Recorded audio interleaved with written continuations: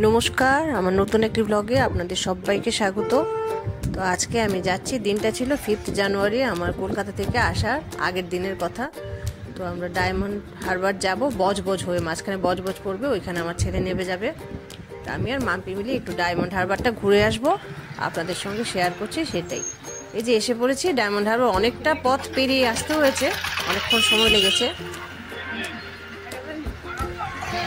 ওই যে বড় বড় লঞ্চগুলো, এটা মালবাহী হবে, এটা ছেড়ে দিয়েছে, বেশ ভালো লাগছে। আর এখানে লেখা আছে ইচ্ছে করলে আপনারা কাছে পিঠে কোথাও ঘুরে আসতে পারবেন। তো আমি আর মাম্পি একা একা ছিলাম বলে আর সাহস করে যাইনি, আসলে আমি এরকম উঠিনি কখনো একা একা, কেউ থাকলে ভালো ছিল, এই জন্য আর যাওয়া হয়নি। তো আমরা পারি খুব ভালো করে, খুব আনন্দ করেছি দুজনে মিলে। আর এই যে দেখুন সূর্যের আলোটা যখন জলের মধ্যে এসে পড়েছে, কি সুন্দর, একদম জরি বোনা কার্পেটের মতো জলের মধ্যে পড়েছে। আমার তো ভীষণ ভালো লাগছে দেখতে, ঝলমল ঝলমল করছিল চারিটা দিক, খুব সুন্দর। এই যে ঝলমল ঝলমল করছে দেখুন, একদম উপর থেকে আকাশ থেকে পড়ে পড়ে পড়ে জলের মধ্যে মিশে মিশে এসে একদম মানে পাড়ে এসে মিশে গেছে আর কি। এটাই ভালো ফটোগ্রাফার হলে নিশ্চয়ই সুন্দর করে ছবি তুলতো, আমি যেহেতু সেরকম পটু নই এই জন্য ভালো করে তুলতে পারিনি। আমরা দুজনে মিলে গিয়ে প্রথমে আইসক্রিম খেয়ে নিয়েছি, আর আইসক্রিমওয়ালাকে বলেছি আমাদের একটু ছবি তুলে দিতে, কারণ শুধু বলেছে আইসক্রিম খাওয়ালেই হবে না। এখানে এসে যখন সমুদ্রের জলের পাড়ে এসে বসেছি, হঠাৎ একটা কচুরিপানা এসে পড়েছে, চারিদিকটা পরিষ্কার পরিচ্ছন্ন, কিন্তু কোথা থেকে জানি ও আসলো,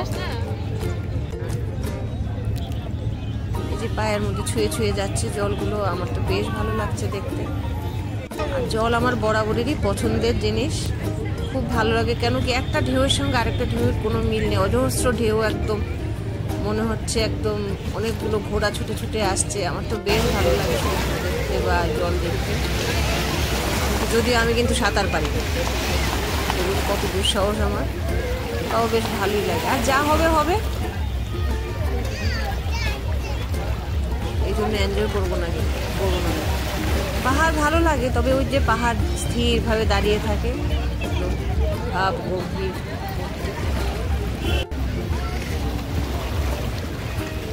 পাগুলোকে আমার ছুঁয়ে ছুঁয়ে যাচ্ছে, বেশ ভালো লাগছিল। মাম্পিকেও বলেছিলাম, ও বলছে আমি তো আসি মাঝে মধ্যে, তুমি যত পারো আনন্দ করো, আমি ছবি তুলে দিচ্ছি। দেখুন না, মনে হচ্ছে না যেমন কোনো জরির বোনা কার্পেট পেতে রেখেছে জলের মাঝখান দিয়ে, এগুলো যাচ্ছিল দূরে, ওই ভিতরে চলে যাচ্ছিল, জলগুলো এসে কীভাবে আমাকে ছুঁয়ে ছুঁয়ে যাচ্ছিল, খুব আনন্দ লাগছে।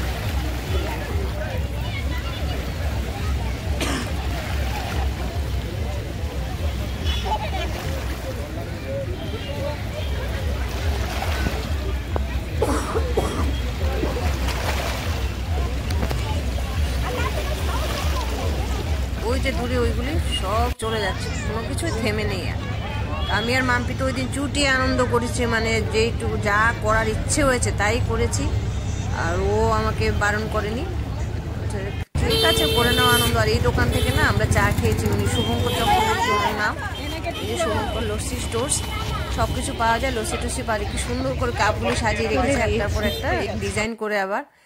তো ওনার চাও খুব স্বাদ, আপনারা যদি ডায়মন্ড হারবার যান নিশ্চয়ই চা খেতে পারেন। আমরা আইসক্রিম খেয়েছি, আর আইসক্রিমওয়ালাকে তো বললামই, বলেছি যে ছবি আইসক্রিম খাওয়ালেই হবে না, ছবিও তুলে দিতে হবে, তো ও ছবি তুলে দিয়েছে আমাদের।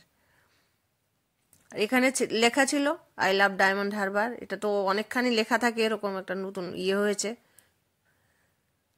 এই যে সেলফি স্টিকটা, এটা আসলে ট্রাইপড একটা, এটা সেলফি স্টিকও বানানো যায়, এটা মাম্পি আর সুমন্ত আমাকে গিফট করেছে, আমি ভিডিও বানাই বলে।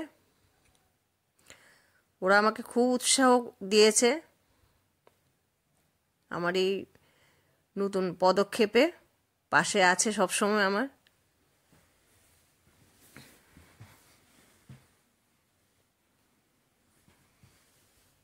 এই যে মাম্পিটি পোস্টটা কিন্তু খুব সুন্দর হয়েছে, ছবিটা খুব ভালো হয়েছে। আসলে কি মানে সূর্যটা তো পেছনে ছিল, এই জন্য যে দুইবার চা খেয়েছি অন্য দোকানে, এতটাই টেস্টি ছিল চাটা, এই জন্য। দেখুন কি সুন্দর ঝলমল ঝলমল করছে না, মনে হচ্ছে রুপোলি চাদর বিছিয়ে রেখেছে কেউ।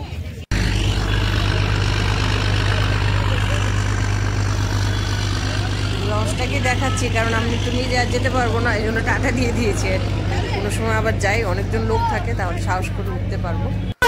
লোকজন থাকলে সাহস পাওয়া যায়, কিন্তু একা একা মাম্পিকে নিয়ে যাচ্ছি, বাবাও তো আমার সাবধানে রাখতে হবে। আজকাল নিজেকে নিয়ে আর অতটা ইয়ে করি না।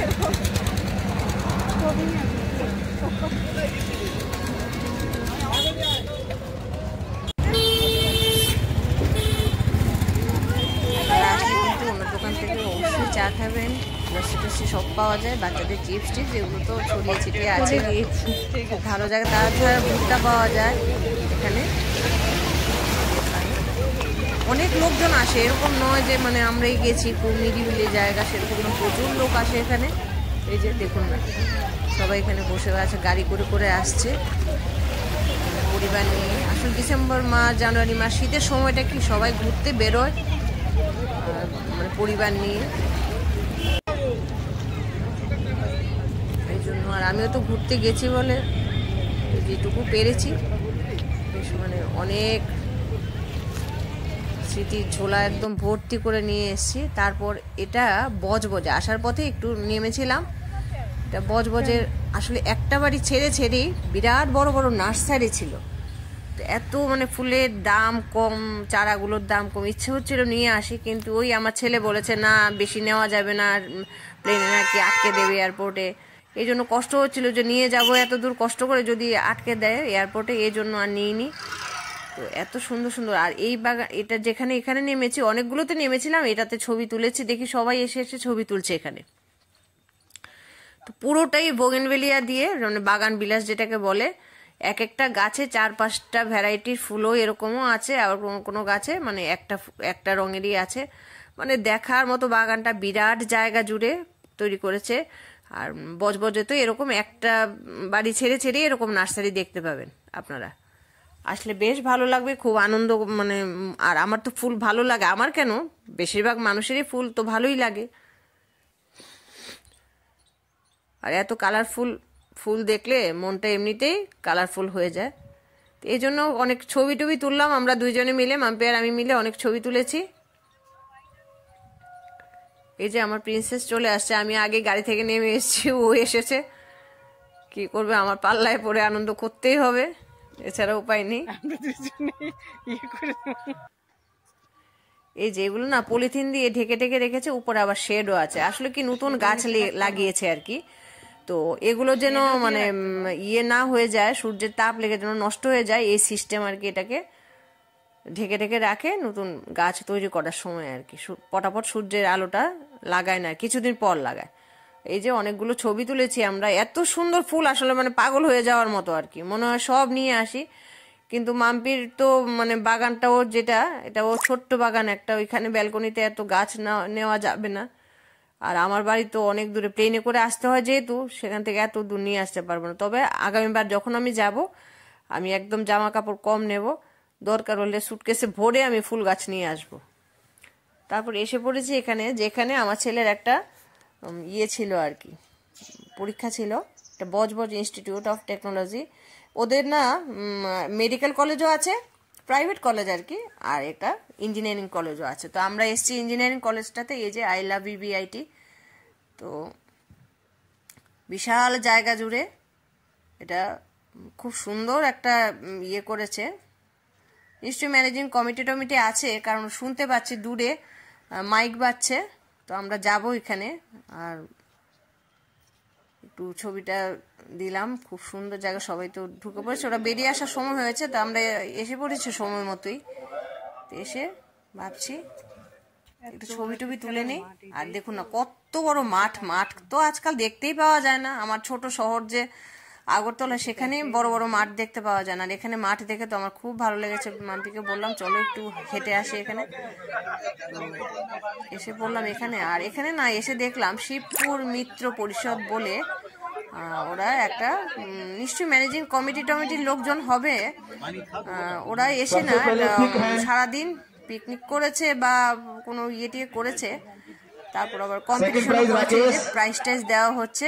সারাদিন থেকেছে, খেয়েছে, আবার ফ্রিতে সবাইকে কফি, চা বা কফি, পকোড়া টকোড়া এগুলো দিচ্ছে সবাইকে। কফিও খেয়েছি আমি আর মাম্পি মিলে। আমার ওনাদের এই উদ্যোগটা না খুব ভালো লেগেছে। ইচ্ছে করলে আমরাও বন্ধুরা মিলে এরকম করতে পারি কিন্তু না, সারাদিন কোথাও গিয়ে বেশ একটু এন্টারটেনমেন্ট হবে। আসলে একঘেয়েমি জীবন থেকে একটু ছাড়া পেতে কার না ভালো লাগে বলুন তো।